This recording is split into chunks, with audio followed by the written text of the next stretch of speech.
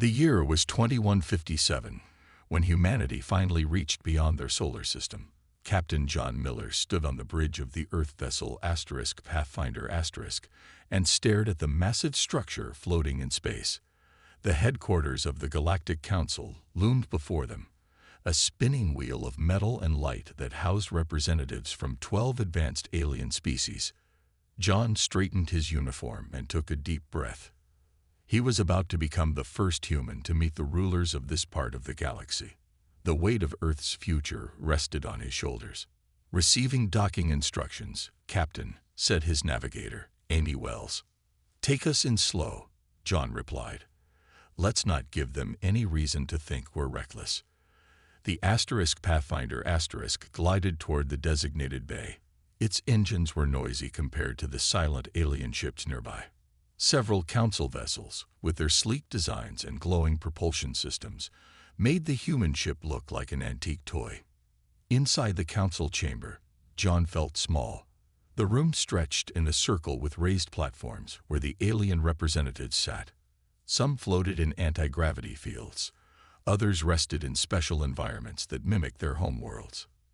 "Humans," announced the council speaker, a tall blue-skinned being.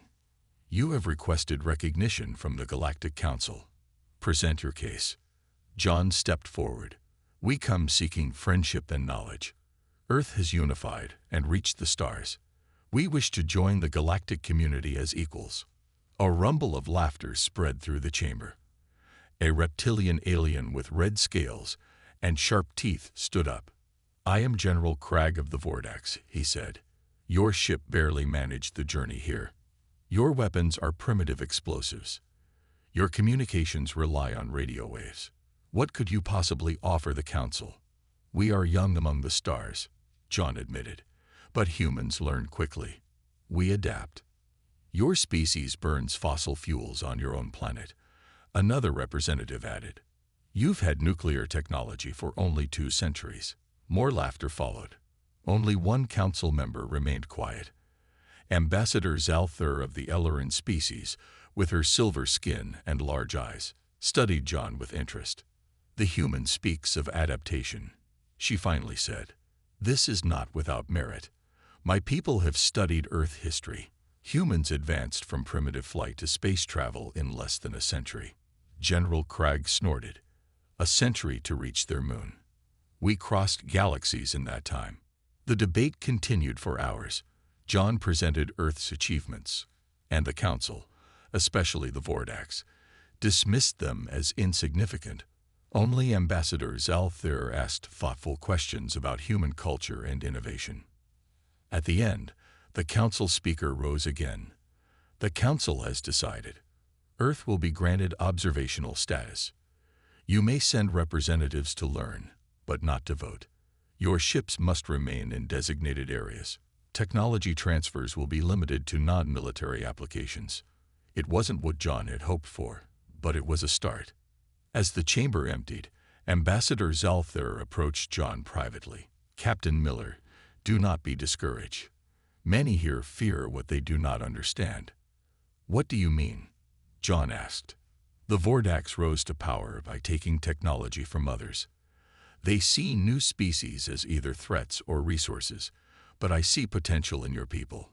She looked around to ensure no one was listening. "Your species adapts faster than any I've encountered. This concerns some of us. Should it concern Earth as well?" John asked carefully. Zalthir's expression grew serious. "Return home, Captain. Tell your leaders to prepare. The galaxy is not always kind to newcomers, especially those who might one day become rivals." 3 days later, the Pathfinder began its journey back to Earth. John sat in his quarters, recording his report for Earth's leaders. The Council had laughed at human technology, but they'd granted Earth a foothold in galactic politics. "We have much to learn," he said into the recorder. "But Ambassador Zalthir's warning suggests we should be cautious. The Vordax and others may see us as primitives now, but that attitude gives us an advantage. They aren't watching us closely." He paused. "I recommend we use this time wisely." As Earth grew larger in the view screen, John made a decision. Humanity would earn its place among the stars, one way or another. 5 years passed since Earth's first meeting with the Galactic Council. On the outskirts of Houston, behind tall fences and security checkpoints, humans were busy changing their future. Inside a massive hangar, engineer Susan Clark stood beneath the hull of a new ship, her hands covered in grease. "Try it now," she called to her team. A low hum filled the space, different from the roar of old rocket engines. The sound was barely there, like a whisper. "Power output at 80% and no radiation signature," said her assistant. The council would never detect this. Susan smiled. After years of being treated like children by alien species, Earth had decided to surprise them. The ship above her, named *Defiance*, didn't use conventional engines. It used something entirely new. In a nearby building, military officer Greg Patterson reviewed security footage of the latest test flights. 3 small scout ships had vanished from all tracking systems for exactly 7 minutes before reappearing. The council observers stationed on the moon hadn't noticed a thing. "How's the bigger version coming along?" he asked when Susan entered his office. "The *Defiance* will be ready for its first full test next week," she said. "We've solved the power drain issues." Greg nodded, "and no one suspects anything." The council representatives still laughed during our progress reports. Last week, that Vordax observer called our improvements cute. In another part of the complex, scientist Lisa Martinez studied strange patterns on her computer screen. She had discovered something unusual about space itself, tiny cracks where the rules bent. Her team had found a way to slip ships into these cracks, making them vanish from normal space. "We can't stay in this state for more than 10 minutes yet," she explained to the project director. "But that's enough to completely change how space battles work." The director looked impressed. "Can the aliens do this?" Lisa shook her head. "We've studied their tech for 5 years. They're advanced, but they all follow the same principles. No one is exploring this approach." Across the facility, Captain Frank Rogers prepared to take command of the *Defiance*. Unlike the *Pathfinder*, this ship wasn't built to impress. It looked ordinary from the outside, almost deliberately plain. That was the point. "The council thinks we're just now figuring out their basic technology," Frank told his crew during their briefing. "They've given us scraps, thinking we're decades from catching up. They don't know we've been working on something completely different." On the screen behind him, images showed Earth's new fleet. 20 ships of various sizes, all equipped with what they now called phase shift technology. The ability to step sideways out of normal space, becoming invisible and untraceable. "When do we reveal what we can do?" asked his second-in-command, Julie Reeves. "Not yet," Frank replied. "Earth Command wants more ships ready first, and the Council is sending an inspection team next month. They expect to see progress, but nothing that would worry them." Later that evening, Susan, Greg, Lisa, and Frank met in a secure room to discuss their progress. Earth's leaders had formed this team after Captain Miller's return 5 years ago. Their mission: develop technology the Council wouldn't expect. "The phase shift works," Susan reported, "but we need to be careful. If the Council discovers what we're doing, they might see it as a threat." "They already see us as a threat," Greg argued. "Just a weak one. That's why they limit what technology they share." Frank studied the star map on the wall. Ambassador Zalthar warned Captain Miller. "The Council, especially the Vordax, doesn't like competition." "Then we won't compete," Lisa said. "We'll do something they've never even considered." As night fell over the facility, the *Defiance* sat quietly in its hangar. From the outside, it looked like a slightly improved version of Earth's earlier ships. Inside, it held humanity's secret leap forward. In orbit, Council observation posts recorded normal human activities. Their reports continued to describe Earth's technology as developing but unimpressive. just as humans wanted them to think. The day of the Council inspection arrived with clear skies over Earth. 5 alien ships entered orbit, their sleek designs making them look like silver fish swimming through the black sea of space. The main vessel belonged to Commander Kraz, a Vordax military leader known for his harsh views on newer species. Earth's official greeting party waited in the diplomatic docking bay. Captain Frank Rogers stood tall in his formal uniform, flanked by Susan Clark and several government officials. They all wore pleasant expressions that hid their true feelings. "Remember," Frank whispered to his team, "act impressed by their ships. Act grateful for their visit." The alien delegation walked down the ramp with Commander Kraz in the lead. His red scales gleamed under the lights, and his yellow eyes narrowed as he looked around the human facility. "Captain Rogers," he said, not bothering to offer any gesture of greeting, "I trust your ships are ready for inspection." Frank bowed slightly. "We are honored by your presence, Commander.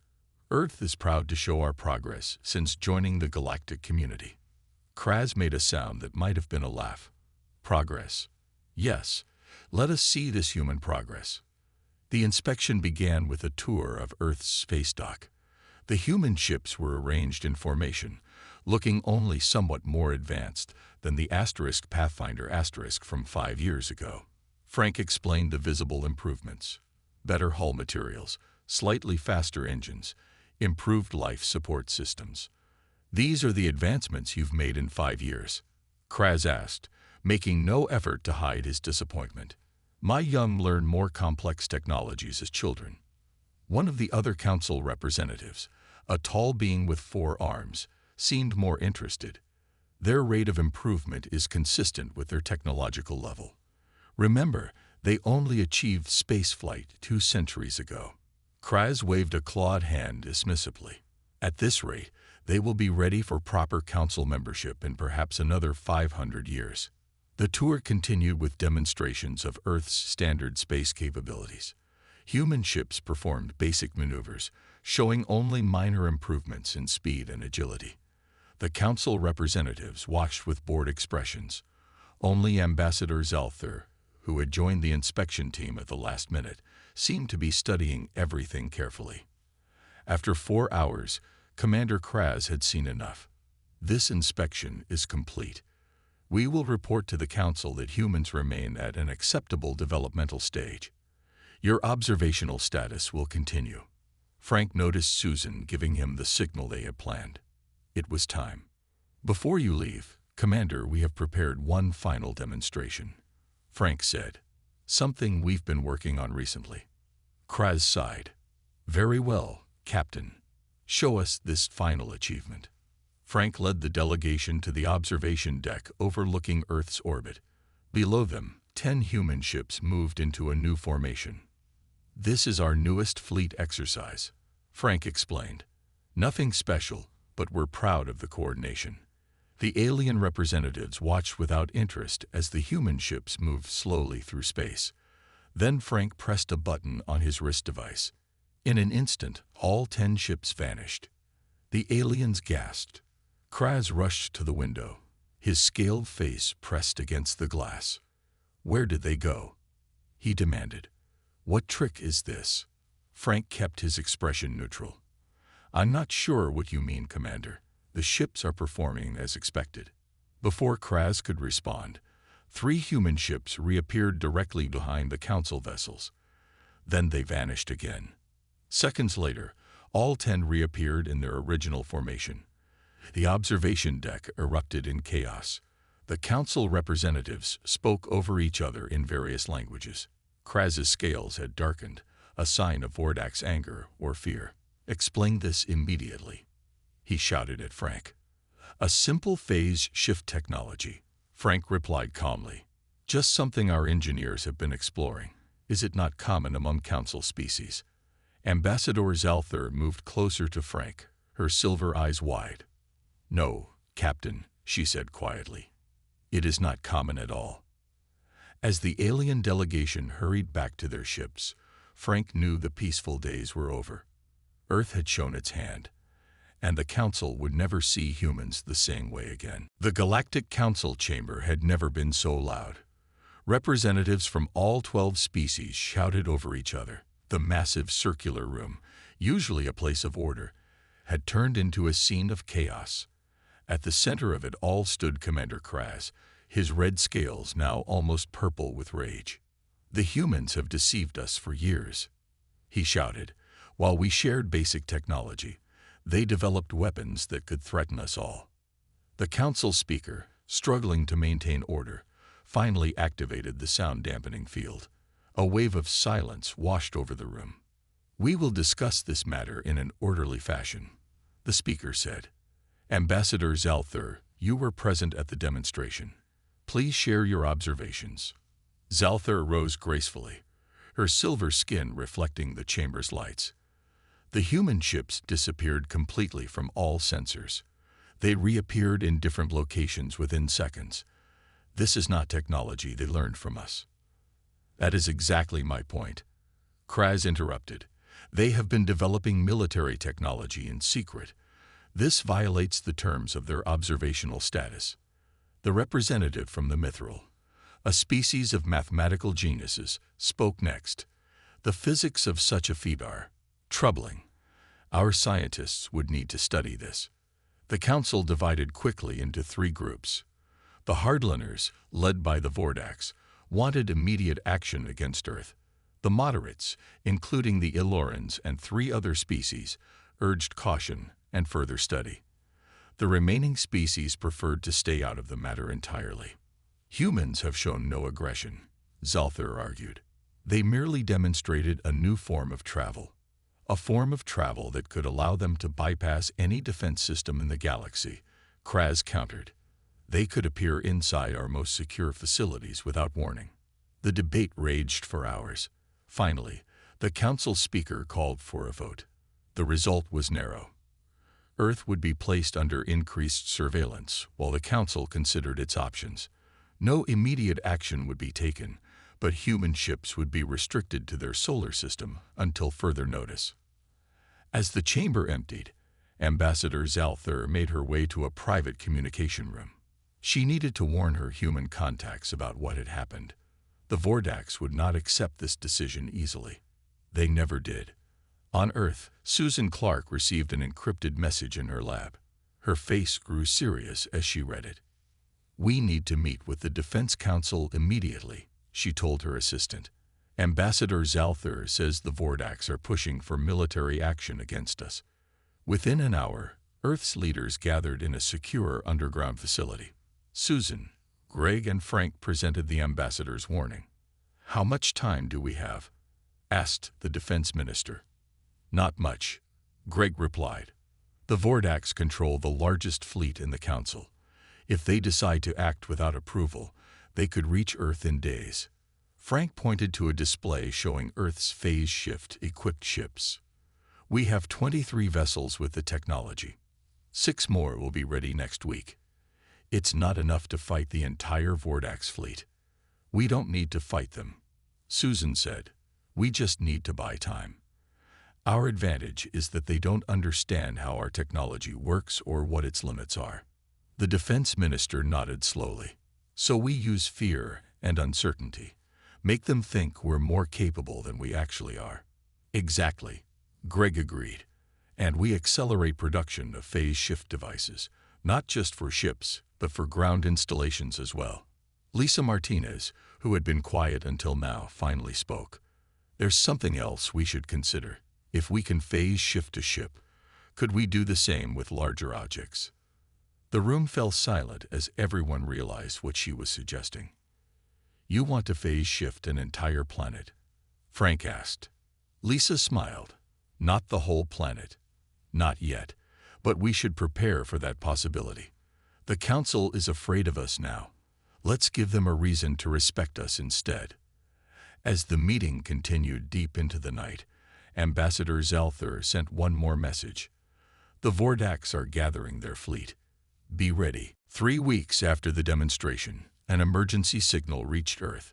A Council outpost near the edge of Vordax territory had been attacked. The strange thing was that the survivors reported seeing human ships just before the attack.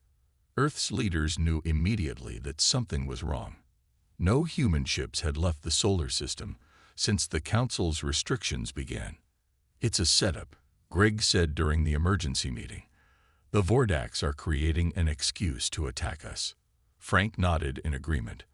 "Our ships have unique energy signatures. Even with phase shift technology, they would know the difference between our vessels and fakes." "Unless they don't want to know the difference," Susan pointed out. "This gives Kraz exactly what he wants, a reason to bring his fleet here." The defense minister looked grim. "The Council has officially labeled us a threat to galactic security." Ambassador Zelther tried to argue for an investigation, but she was outvoted. Outside the meeting room window, the skies above the city were filled with transports. Civilians were being moved to underground shelters, just in case. Earth had been preparing for this possibility, but they had hoped for more time. "How long until the Vordax fleet arrives?" Lisa asked. 4 days, maybe 5, the minister replied. "They're bringing everything they have." Frank stood up. "Then we need to try diplomacy one more time. Let me take the Defiance to meet them before they reach Earth. Maybe we can convince them these attacks aren't our doing." The others looked doubtful, but they had few options. 6 hours later, the Defiance and 2 escort ships left Earth orbit, heading toward the edge of the solar system, where they would wait for the Vordax fleet.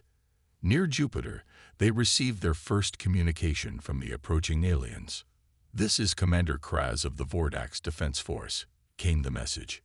"Your species has violated Council law and attacked peaceful outposts. Surrender your phase shift technology immediately or face destruction." Frank kept his voice calm as he replied.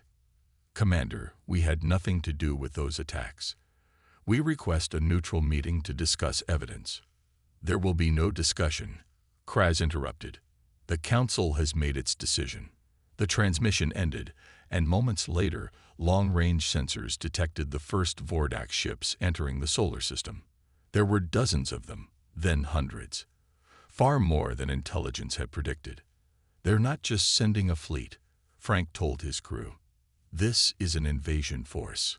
He gave the order, and the 3 human ships activated their phase shift technology, vanishing from normal space. In the strange half-reality of phase space, they could see the Vordax ships but couldn't be seen themselves.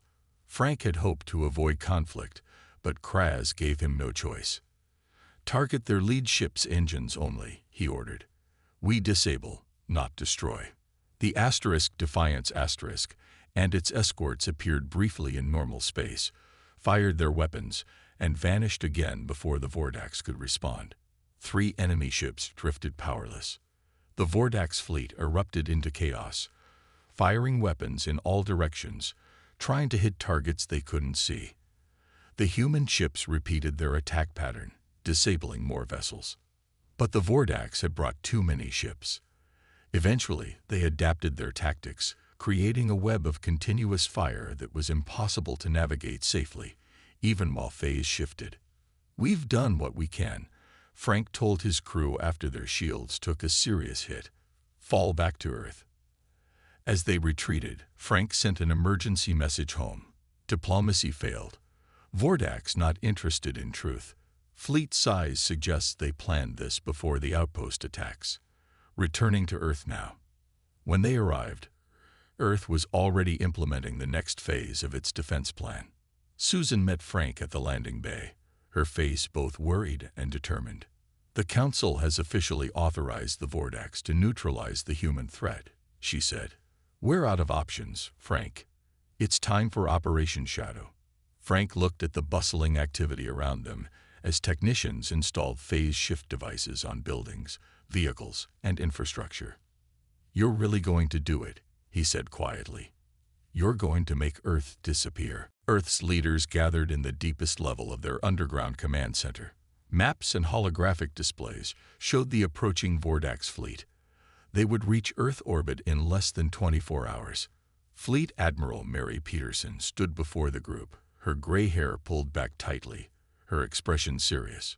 "Operation Shadow is ready," she announced. "All major cities and important sites have been equipped with phase shift technology." "What about civilians?"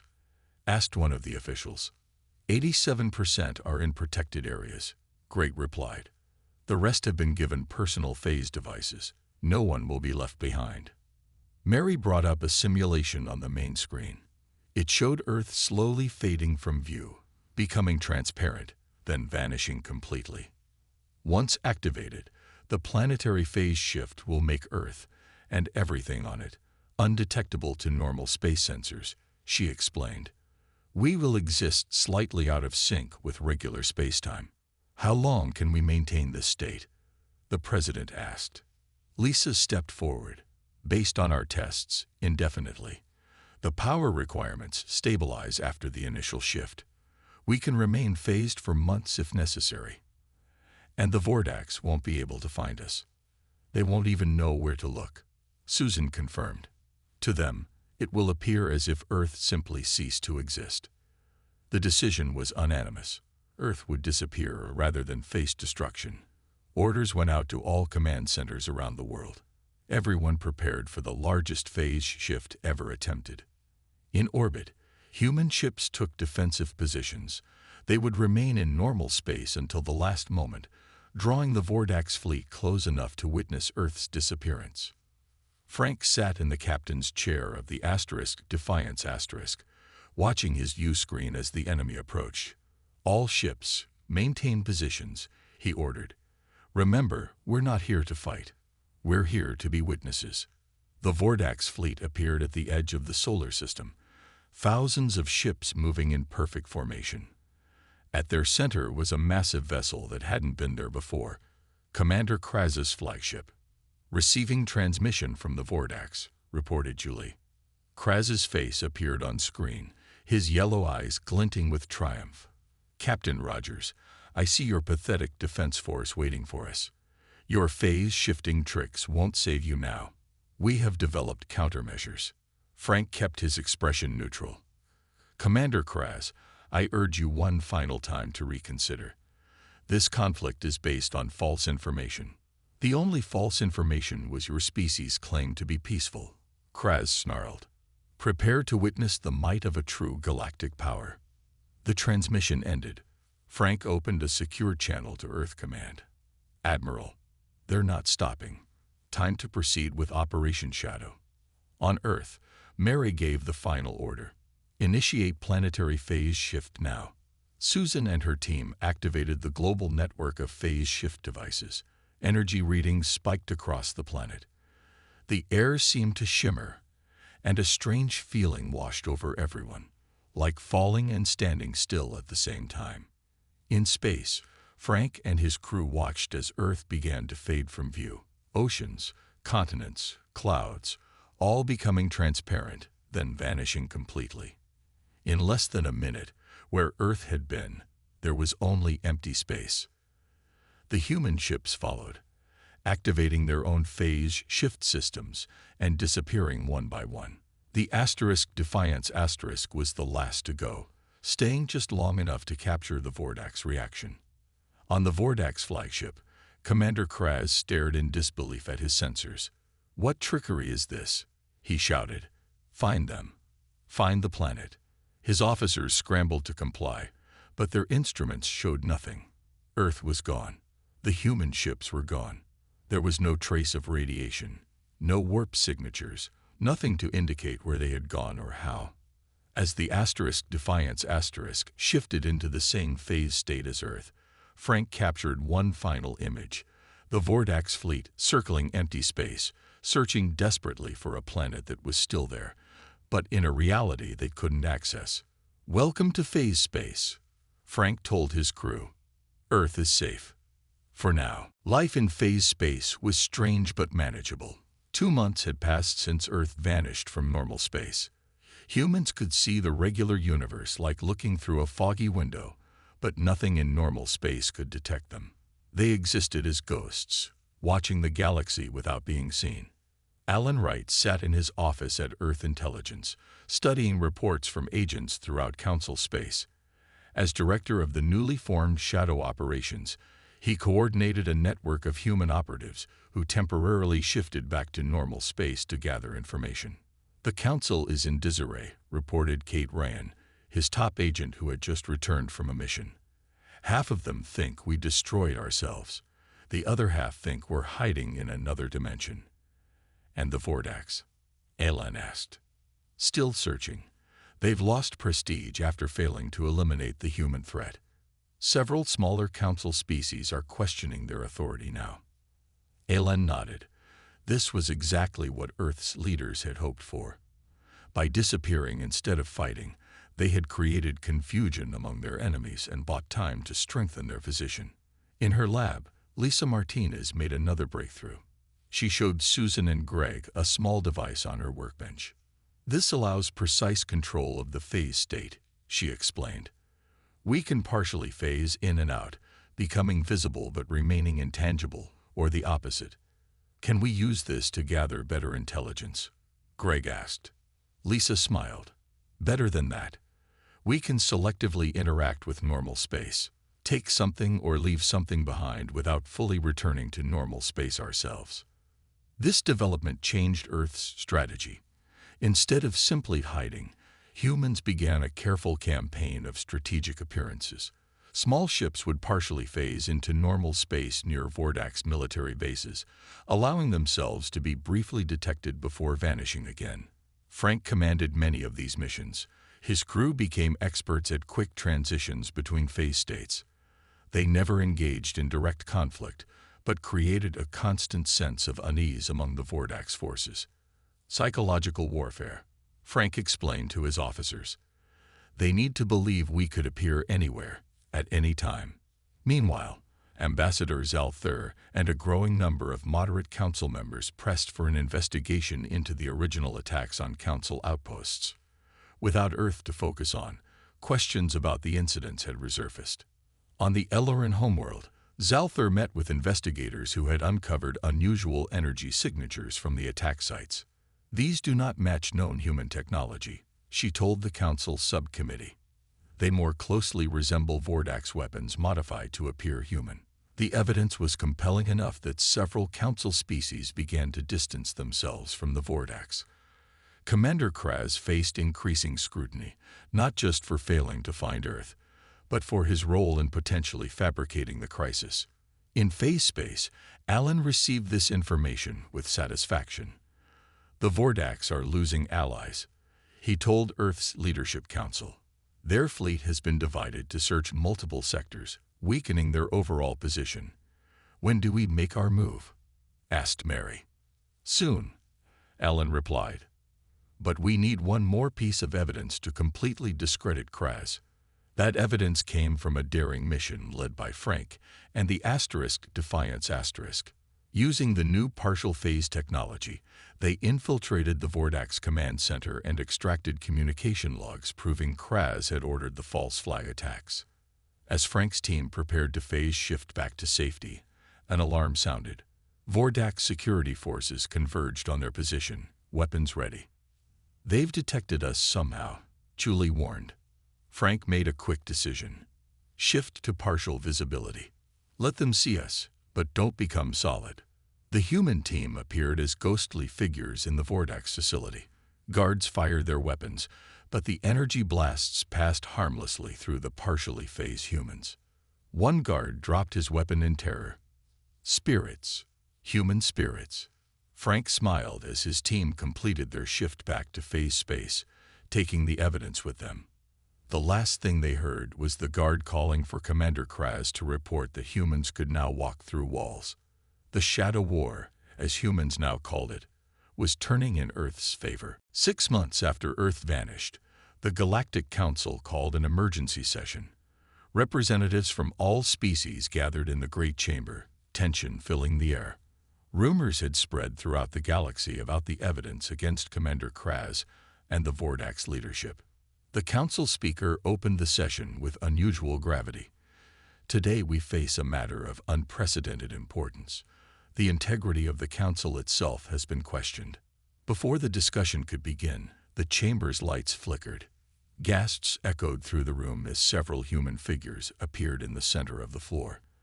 They were partially phased, with a ghostly quality that made them seem both present and not. Captain Frank Rogers and Ambassador Patricia Howard led the human delegation.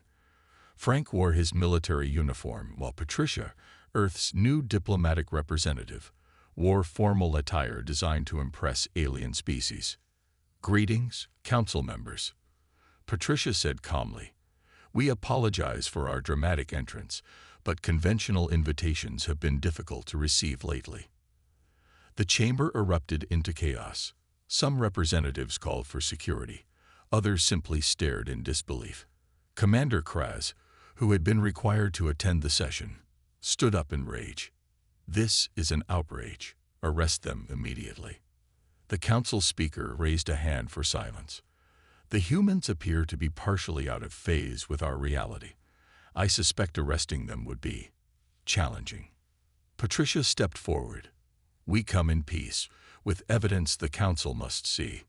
She gestured, and Frank activated a device on his wrist. A holographic display appeared, showing communication logs between Kraz and his officers. The recordings clearly detailed plans to attack council outposts and blame humans. "These records were taken directly from Vordak's command systems," Frank explained. "They proved the attacks used to justify the invasion of Earth were orchestrated by Commander Kraz himself." Kraz lunged forward but passed through Frank's partially phased body. He stumbled and fell, his dignity shattered along with his credibility. Ambassador Zalthur spoke next. "Our own investigators found similar evidence. The energy signatures from the attacks do not match human weapons." The council deliberated for hours while the human delegation remained present, shifting occasionally between different levels of visibility to demonstrate their control of the technology. Finally, the council reached a decision. "Commander Kraz is hereby removed from his position and will face trial for his actions," announced the speaker. "The Vordak's fleet is ordered to stand down immediately." Patricia stepped forward again. "The people of Earth appreciate this justice, but we require more. We propose a new charter for the Galactic Council, one based on equality rather than technological superiority." She outlined a system where all species would have equal representation, regardless of their development stage. Knowledge and technology would be shared more openly, with safeguards against misuse. "And what gives humans the right to propose such changes?" asked one representative. Frank answered this question. "During our time in phase space, we discovered something remarkable. The technology we developed was not entirely new. We found ancient ruins in phase space, remnants of a civilization that existed before any current council species." This revelation stunned the chamber. Frank continued. "These ancients understood phase technology, but apparently disappeared long ago. We've only begun to understand their knowledge." After more discussion, the council agreed to consider Earth's proposal. The human delegation prepared to depart, but before they left, Frank had one more message. "Earth will return to normal space as a gesture of good faith. We look forward to working with all species as equals." 2 days later, Earth reappeared in its original position. Human ships resumed normal operations in council space, but everyone knew things had changed forever. The species that had once been laughed at for their primitive technology had forced a galactic power to face justice.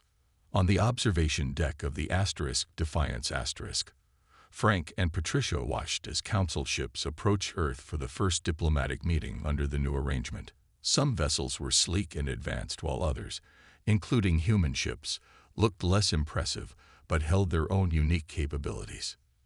"They're not laughing anymore," Patricia said. Frank smiled. "No, now they're listening."